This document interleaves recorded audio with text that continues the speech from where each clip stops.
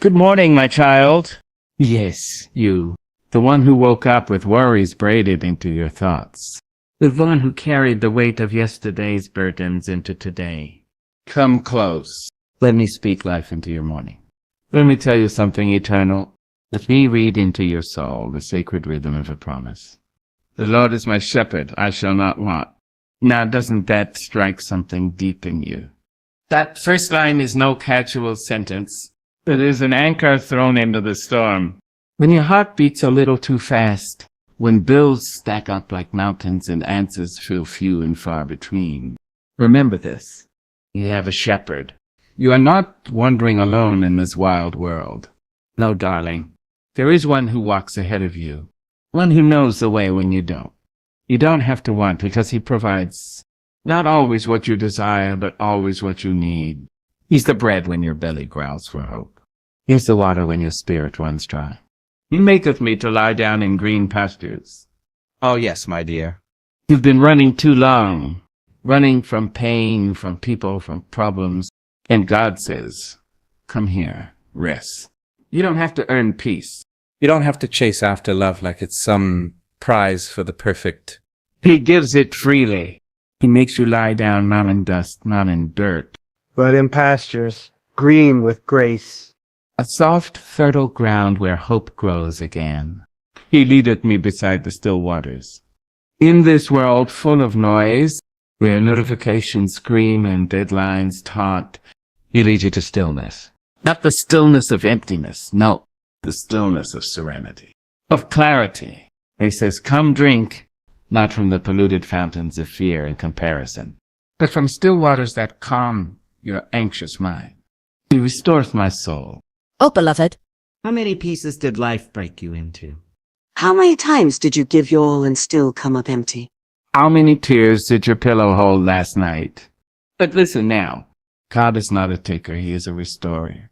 Where the world stole your joy, he places laughter again in your mouth. Where your soul was tired, he puts fire back in your bones. He leadeth me in the paths of righteousness for his name's sake. That means you ain't walking blind. He's guiding you, not just for your benefit, but for his glory. You were made to reflect him. You were made to walk in purpose, not in circles. Every step you take with him is holy ground. Even when the road feels crooked, he straightens it with his mercy. Yea, though I walk through the valley of the shadow of death. Yes, baby, let's talk truth. The valley is real. The shadows are dark. There are days when you feel like death is closer than breath. But remember, it's only a shadow. A shadow can't exist without light nearby. Don't pitch a tent in the valley. Don't build a home in your sorrow. You're walking through, not staying in. This valley is not your ending. It is a passage, not a prison. I will fear no evil, for thou art with me. Oh, yes. That's where your strength comes from. Not from your muscle or money, not from your reputation or resources.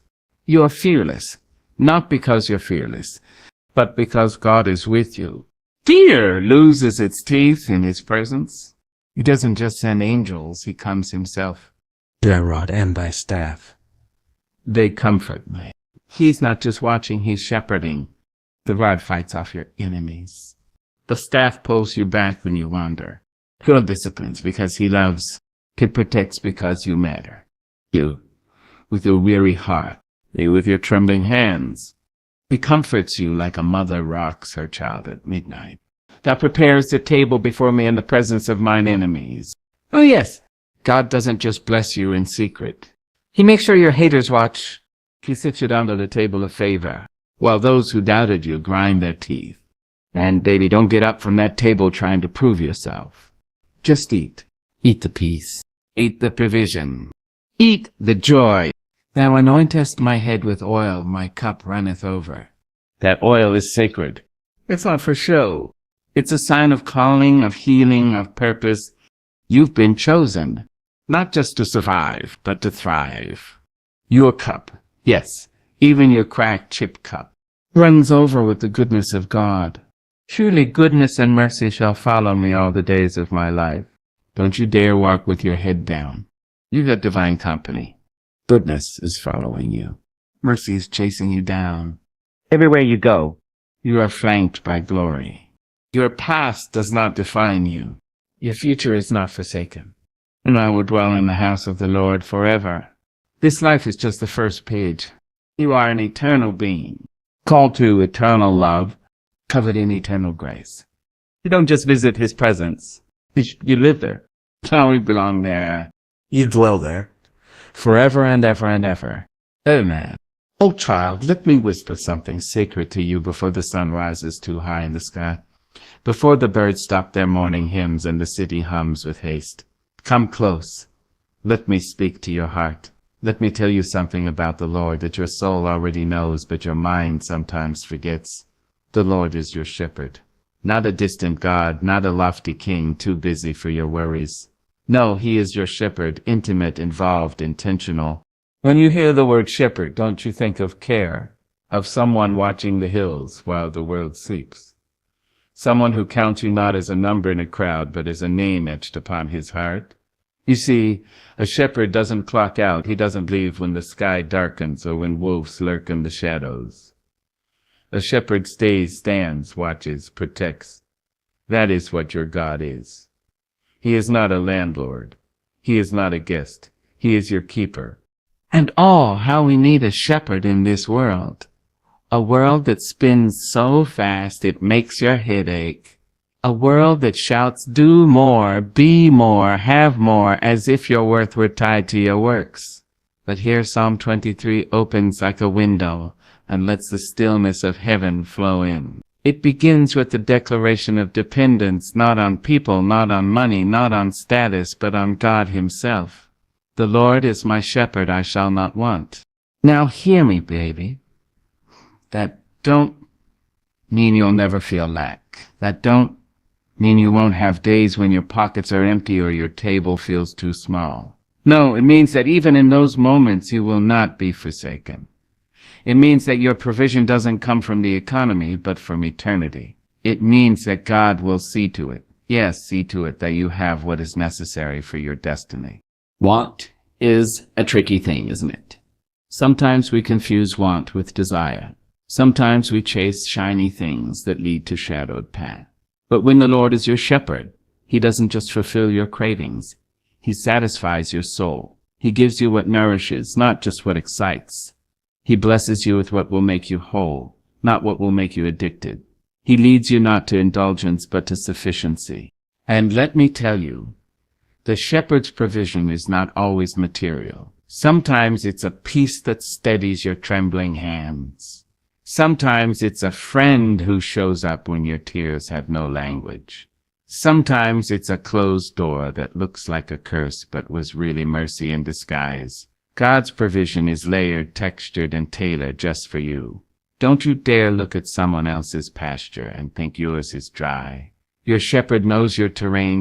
Do you know what else makes a shepherd holy? A shepherd leads. He doesn't shove you forward. He doesn't scream directions from the clouds. He walks ahead of you. That means, darling, there is nowhere you will go that he has not already passed through. There is no mountain too high, no valley too low, where his footprints are not already embedded in the soil. Even when you feel lost, your shepherd is not. He knows the way because he is the way. And let's not forget, he doesn't lead everyone the same way. You may be looking at someone else's journey and wondering why yours feels longer, harder, rougher, but the shepherd tailors the path to the sheep. What would break another may build you. What would slow another may strengthen you. Trust your path, beloved. Trust your pace. Your shepherd knows what he's doing. You ever notice how sheep don't carry luggage? They follow the shepherd empty-handed, depending on him for every turn, every morsel, every moment. Though if you could learn to live like that, to drop the suitcases of shame, to release the baggage of fear, to walk into each day with a holy expectation that whatever we need, the shepherd will supply. That's not weakness, my dear. That's wisdom. That's spiritual intelligence. I shall not want. This is not just a hope. This is a promise. Not because you're good, but because he is good. Not because you have it all figured out, but because he already has. The shepherd isn't figuring it out as he goes. The shepherd doesn't panic when the wolves howl or the sky darkens. No, he stands steady, firm, unwavering. While the world shifts, he stays the same. And when you stumble, and oh yes, you will stumble, he doesn't shame you. He doesn't scold you. He comes for you. He leaves the 99 to chase your weary little heart down. What kind of God is this? What kind of love refuses to leave even one behind? Yours is not a disposable soul. Yours is not a forgotten name. You are known. You are seen. You are carried. That's the kind of shepherd we have. That's the kind of shepherd who watches over your breath while you sleep, who softens hearts around you, who blocks what you were never meant to carry. Even when you don't see it, he is working. Behind the scenes, beneath the surface, beyond your comprehension, he is arranging things for your good. So lift your eyes this morning. Wipe the sleep of worry from your spirit. Don't you dare start this day thinking you're alone or abandoned. Say it with me. Say it loud. Say it bold. Say it like your grandmama used to say it. The Lord is my shepherd, I shall not want. Let it rise from your belly like fire. Let it echo in the hallway of your doubts. Let it shut the mouths of every lie that said you're not enough. Because with him, you are always enough. With him, you are never forgotten. With him, you are led, you are fed, and you are loved. Now go on, child. Walk into your morning not with fear, but with faith. Because the shepherd walks before you, behind you, and within you. And if God is your shepherd, you shall not want. Not now. Not ever. Amen. Come here, child. Sit with me a while before the day rushes in, before your spirit gets tangled in the noise and nonsense of the world. I want to tell you something the soul already knows, but forgets when troubles crowd the room and peace feels like a stranger knocking too quietly at your door. Listen close, he maketh me to lie down in green pastures. Isn't that something beautiful? Not he asks, not he suggests, not even he lets me, but he maketh me. Because, darling, sometimes you don't know how to rest. You're so used to fighting, to fixing, to forcing things to happen that the very idea of lying down feels foreign. But our God, in his infinite tenderness, in his holy understanding, knows when it's time to hush the noise in your head and lay you down in peace. Rest, real rest, is a sacred thing. It is not laziness. It is not weakness. It is not something earned like a paycheck or proven like a diploma. Rest is the inheritance of the loved, the promise of the protected, and green pastures. Oh, baby, those are no accident. Those are no ordinary fields. Green is the color of life, of growth, of nourishment. He doesn't lead you to empty, barren land. He doesn't ask you to lie down in dust or despair. No, he prepares lush living places for your soul to stretch and be still. Let me tell you, we live in a world that wears exhaustion like a crown. Folks brag about how busy they are, like it's something noble, but busy doesn't mean blessed. Tired doesn't mean holy. Sometimes the most spiritual thing you can do is to sit down and breathe. Sometimes the holiest sound is silence. Sometimes the greatest act of faith is to stop striving and trust that God is still God, even when you are still. You see, rest is a divine invitation. It is God saying, I've got this, let go. It is the shepherd calling you to peace, not just for your body, but for your mind and spirit. Rest tells anxiety, hush now. It tells shame, you have no place here. It tells fear, your voice is not the loudest anymore. That's what green pastures do. They give your soul room to breathe again. Some of you, my dear, you've been running so long you forgot what stillness feels like. You've been on the go, trying to prove your worth. Chasing the approval of people who barely see you, building walls around your heart just to survive. But God sees.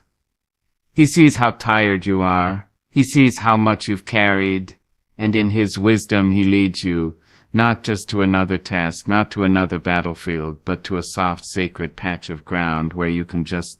He knows that you are not a machine, you are not a robot, you are not a productivity tool or a cog in somebody's system. You are his child, and a good father does not let his child burn out. A good shepherd knows when the flock needs to pause, to drink, to lie down, and feel the earth beneath their bones and the breeze on their face. That's the kind of love we're talking about here. And I know, oh yes, I know it's hard to lie down when life keeps shouting. When bills don't rest. When hearts don't heal overnight. when the world keeps spinning fast and loud. But listen, peace is not the absence of problems. Peace is the presence of God and where He is, even in the middle of chaos. Green pastures bloom. You don't have to wait for everything to be perfect to lie down. You just need to follow the shepherd. Now let me speak to that part of you that says, but I can't stop. If I stop, everything falls apart. That voice is lying to you, baby. That voice is built on fear, not faith. Because the truth is, you were never meant to carry it all. The world was never meant to rest on your shoulders. It belongs to God. And when He says lie down, you best believe He'll keep watch while you sleep. He never slumbers. He never loses track of you. And let's be honest, sometimes we don't want to lie down because stillness brings up what the noise has buried. When you lie down, the silence starts to speak. Old wounds rise up. Forgotten dreams knock at the door. Pain you've ignored starts to whisper again. But even that is part of the healing, because the shepherd doesn't just make you lie down to rest.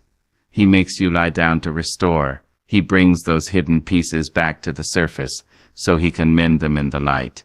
Green pastures are not just about rest, they're about reconnection with yourself, with God, with the truth you buried under expectations and exhaustion. They are places where the world's labels fall off and heaven's truth wraps around you like a blanket. You are not your job. You are not your mistakes. You are not your followers or your failures. You are loved. You are enough. You are safe. And when you rise from those pastures, when you rise, something in you has shifted. You walk differently, not rushed, not frantic, but grounded, rooted, a little stronger, a little surer, because rest doesn't just refill your body. It reminds you of who you are. So the next time the world tries to pull you into its chaos, the next time your mind runs wild and your soul starts panting, remember this: He maketh me to lie down in green pastures, not as a punishment, but as a gift, not because you're weak, but because you are worth protecting, because your spirit matters, because your wholeness is holy. Take the invitation. Find your green pasture, close your eyes, breathe deep, trust the shepherd, and lie down, child. Just lie down. Oh, child, let me talk to your spirit in a way that the noise of the world cannot interrupt. Let me speak past your doubt, past your worry, past your pretending. Come closer. Closer. Still. There is a sacred sentence wrapped in Psalm 23, a line soft enough to cradle your tears, but strong enough to carry your soul. He leadeth me beside the still waters. Now don't let the simplicity of that fool you. Don't rush past it like it's just another line and just another prayer. There is depth here, honey. There is holy truth dripping from each syllable. He leadeth me. That means you're not wandering through this life aimless or alone. That means the God of heaven is not pushing you from behind or shouting at you from above. No, He is leading you. He is going before you with intention and compassion, not into chaos, but to stillness. And baby, stillness is rare in this world. The world will offer you noise, loud, frantic, exhausting noise. It will fill your ears with deadlines, with doubts. It will fill your heart with urgency that makes you feel like if you sit down for even a moment, you'll fall behind. It will tell you that your worth is in your motion. But oh child, the shepherd says otherwise. He says your soul was made for stillness, not for speed. Still waters. Think of that. Not rushing rapids, not muddy floods, not wild swirling waves that threaten to swallow you whole. No. Still waters. Quiet, gentle, clear. That is where He leads you, because He knows that your spirit can only hear Him clearly in the calm. He knows that peace is not a luxury, it is a necessity. He knows that you've been thirsty far too long, and what you need is not another cup of chaos, but a well of peace. Let me tell you something, child. There's a difference between being busy and being fulfilled. There's a difference between movement and meaning. You've been running, yes. You've been showing up, pushing through, holding it all together with a smile so well practiced it hides the ache that even God rested. And if the creator of heaven and earth took a pause, why do you think you must always keep going? Still waters don't just refresh the body, they renew the soul. They quiet the inner storm. They hush the lies that scream you're not doing enough. Still waters reflect. You ever look into calm water? It mirrors back what's standing above it. That's what stillness does. It shows you yourself. It reveals where you've been carrying fear, like a badge, where you've let bitterness take root, where you've traded joy for approval, but not to shame you. No, never that. God doesn't show you your reflection to judge you. He shows it to redeem you. And hear me well, sometimes the shepherd has to pull you away from the crowd just to get you to the stillness. Sometimes he leads you out of what you thought was a good thing, out of that job, out of that relationship, out of that busyness, because he knows it's keeping you from the still water. And when he leads, it might not always look like a promotion or a praise report. Sometimes it looks like a pause, a breaking, a sudden silence. To trust the leading, the still waters are coming. Now, don't confuse stillness with stagnation. There's power in the pause, there's strength in the silence. Still water is not dead, it is deep. That kind of peace, the kind only God can give, is not passive. It's protective. It covers you like a blanket on a cold night. It surrounds you like a fortress, gentle but unmovable. You see, the world teaches you to react, but stillness teaches you to listen. And the shepherd leads you there so you can hear what you've been missing. You can hear his voice, not in the thunder, not in the earthquake, but in the still small whisper. That's where the instructions come. That's where the healing begins. That's where the soul says, ah, yes, this is where I remember who I am. And let me speak now to the part of you that's afraid of stillness. The part of you that keeps moving so you don't have to feel, the part that fills your schedule so you don't have to face your silence. Stillness will make you face yourself, yes, but it will also allow God to meet you right there in that vulnerable place. Not with condemnation, but with compassion. Not with a checklist, but with comfort. Oh, child, you've been searching for peace in people, and paychecks and praise, but peace is a person, and his name is Jesus. And he says, come to me, all you who are weary and burdened, and I will give you rest. Not stress, not survival. Rest. Still water kind of rest. Lay your burdens down kind of rest. Come as you are kind of rest. Let him lead you there. Let him lead you away from the comparison traps, away from the noise of everyone else's opinions, away from the constant striving that leaves you dry. Let him walk you beside the still waters where healing waits, where clarity begins, where joy returns. You don't have to earn this peace. You don't have to deserve it. It's yours because he chose you. It's yours because he chose you. It's yours because he leads you, not to harm you, but to bless you, not to burden you, but to build you. And when the waters are still, you'll see that what you were looking for in the world was already inside you. Because where God is, peace is. So today, as the sun climbs higher and the world tries to demand your energy and your attention, remember this truth: you are being led. You are not drifting. You are being guided, not to more stress, not to more striving, but to still waters, to sacred quiet, to rest. And when you get there, when you feel the calm washing over your spirit like morning dew, don't rush away. Don't jump back into the hustle. Stay a while. Drink deep. Let it soak into your bones. Let it renew your mind. Let it fill your heart until peace overflows from your pores and speaks louder than the chaos around you. Because, child, when he leads you beside still waters, it is not a detour. It is your destiny. It is your revival. It is your restoration. And I promise you, once your soul has tasted that kind of peace, it will never settle for noise again. Oh, beloved, lean in. Let me tell you something you may not have been told often enough. Something as old as scripture and as fresh as morning dew. Thou preparest a table before me in the presence of mine enemies. Now don't rush past that. Don't let your eyes skim over the poetry of it. Let it settle into you. like honey stirred in warm tea, because that line isn't just a verse. It's a revelation, a declaration of your worth in a world that has tried to belittle you. It's God saying, I see the battles, I see the wounds, I see who tried to break you, and I'm still gonna bless you. Right there, right in front of them. Yes, right in the presence of your enemies. Let's not pretend you don't have any. You know their faces. Some wear suits and smiles. Some share your bloodline. Some live rent-free in the corners of your memory, whispering doubts, sowing fear. And others live inside your own mind, voices of insecurity, shame, regret. But listen now, don't flinch, don't shrink. God doesn't remove the enemies before he sets the table. He prepares the feast while they're watching. That's the kind of glory we're talking about. See, in our human thinking, we want God to wipe the slate clean. We want him to banish every threat, every hater, every critic before the celebration begins.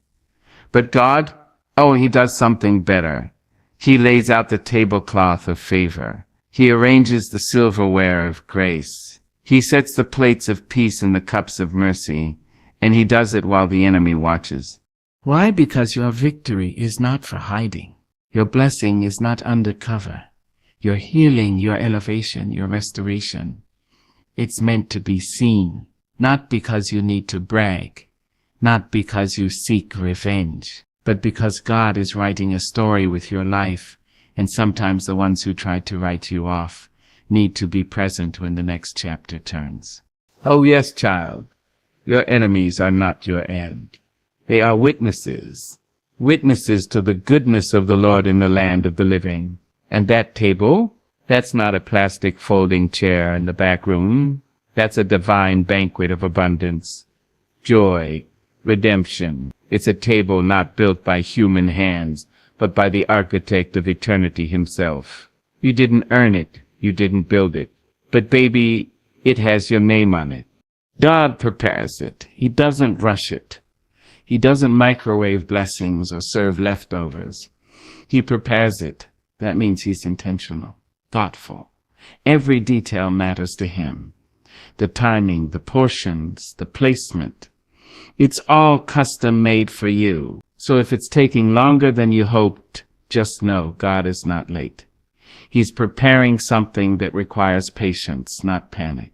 You see, when a table is prepared, it's not just for eating, it's for honoring. And God wants to honor you in the face of what tried to dishonor you. Those lies that said you'd never make it, they'll see you thriving. The people who laughed at your dreams, they'll hear your laughter echoing down the halls of destiny. The shame that tried to define you, it will choke on the joy seated right across from it. And don't miss this, baby. The table is not about your enemies, it's about your God. It's about a holy host who loves you so deeply, he refuses to let your enemies have the last word. He says, sit down, child. Let me serve you. Let me nourish what the world tried to starve. Let me feed what fear tried to drain. And when you sit at that table, you don't have to look over your shoulder. You don't have to defend yourself. You don't have to argue your case. You don't even have to explain how you got there. Your presence is the proof. You are sitting in victory and grace and favor, not because of who you are, but because of whose you are. Cities have been walking through seasons where enemies felt louder than God's promises, where betrayal felt more familiar than trust. But hear me now, God does not forget who hurt you. He doesn't overlook the tears you cried in silence. He doesn't ignore the times you were pushed aside, counted out, left behind. He gathers all of that, not to punish, but to prepare. And what he prepares is not petty. He doesn't prepare clapbacks. He prepares the table. Because God isn't trying to get even. He's trying to set apart. Your table is sacred space. A place where your soul is fed. A place where your strength returns. A place where your identity is restored, while the enemy looks on, powerless to stop what God has ordained. There's something majestic, almost royal in being served by the divine while surrounded by the very forces that tried to destroy you. That's not just survival, that's sovereignty. That's not just getting by, that's getting crowned. Because don't forget, the table is part of your anointing. Right after that line comes, thou anointest my head with oil. It's connected. The table is your throne. The meal is your message. The oil is your appointment. You, my dear, are being lifted. So if you're still in the waiting room, if you're still in the wilderness, don't you dare give up. The table is coming, and it won't be served in secret. The people who tried to bury you will hear the clink of the cutlery. The ones who walked away will smell the fragrance of favor rising. You will dine in dignity, you will feast in freedom, and you will not eat alone. Your shepherd will be right there, hosting the whole thing with joy. So pull your chair close. Sit up tall. Let the cloth of grace drape your lap. Let your hands rest on the wood of peace. Look your enemies in the eye, not with hate, but with humility. Because you made it, because grace brought you, because God prepared this moment, not just to bless you, but to show the world that He is faithful. Yes, child. The table has been prepared. And it's not just for your hunger, it's for your honor. Eat, drink, be restored. You are in the presence of greatness. Because you are in the presence of... There comes a time in every soul's journey when we ask, what follows me when I walk through this world? Some are trailed by the ghosts of their mistakes, others by the weight of ancestral trauma, and still others by doubt so thick it clings to the heels like mud. But when the Lord is your shepherd, O child, you are followed by something altogether different. You are followed by goodness, you are followed by mercy, you are followed by eternity wrapped in love. Now that is no light thing. That is no wishful thinking. No sweet lullaby sung to ease the ache of mourning. That is truth. That is a promise God inked into the breath of Psalm 23. Surely goodness and mercy shall follow me all the days of my life. The psalmist sang, not as a maybe, not as a polite request, but as a divine assurance. And when God makes a promise, He does not back away from it like man does. His word does not tremble under pressure, nor falter under the weight of time. Goodness is not something you chase, it chases you. It does not knock once and leave, but it lingers, it insists, it abides. It's the kindness in a stranger's smile, the peace that floods your soul when there's no earthly reason for peace. It's the provision that shows up right on time, never a second too early, never a breath too late. Goodness is heaven's hand resting on your shoulder, whispering you are seen, you are held, you are chosen. And then there is mercy. Oh, mercy! Mercy is the balm on the bruises of yesterday. It is grace that says, you don't have to earn your way back into love, for you never left it. Mercy does not count your sins with a sharp pen. It throws the ledger into the fire. It lifts your face when shame tells you to hang your head low. Mercy speaks louder than judgment, stands taller than guilt, and runs faster than your failures. Mercy wakes you up with forgiveness, tucks you in with compassion, and watches over you like the angel it is. Now understand, these aren't temporary companions. They don't just walk with you when life is easy, when your clothes are pressed and your smile is fresh. No, goodness and mercy walk with you in the mess, in the storm, in the heartache. They follow you into hospital rooms, into courtrooms, into the quiet places where no one sees your tears. They walk beside you when your prayers are whispered through clenched teeth, when your faith feels like it's hanging on by a single thread. And the psalmist didn't say some days, he said all the days of my life. That means today with all its chaos and confusion. That means yesterday when you thought you failed beyond repair. That means tomorrow when fear tries to sneak in and steal your joy. Goodness and mercy don't take a day off. They don't clock out at sunset. They are your divine shadow, your holy company, your soul's protection. All the days, child, not just the church days. Not just the days you prayed the perfect prayer or read every verse, all the days. But the promise does not stop at the threshold of this life. No, it stretches beyond time into the halls of forever. And I will dwell in the house of the Lord forever. That is not poetry, that is prophecy. That is not metaphor, that is home. You were not made to wander endlessly, you were made to abide, not just for a season, but forever. You are made to rest in the presence of the Almighty, to be wrapped in His light, to sit at His table and never hunger again. Forever is a word the world has no room for, but heaven is full of it. It is the place where pain cannot touch you, where tears are dried by divine hands, where every why finds its answer in the face of God. It is the completion of the journey. It is where the weary find peace, where the broken are made whole, where the forgotten are remembered eternally. So rise up this morning with this knowledge deep in your bones. You are not alone. You are not forgotten. Goodness walks with you. Mercy covers you. Eternity awaits you. You may be surrounded by shadows, but the light is within you and around you, leading you home. Let your steps be bold. Let your spirit be unshaken. Walk like one who is followed by goodness. Speak like one who is drenched in mercy. Live like one who belongs to forever. And when the world tries to tell you otherwise, when the enemy whispers, you are unworthy, you look up to the hills where your help comes from and say, surely, surely, surely goodness and mercy shall follow me all the days of my life, and I will dwell in the house of the Lord forever. That is your promise. That is your truth.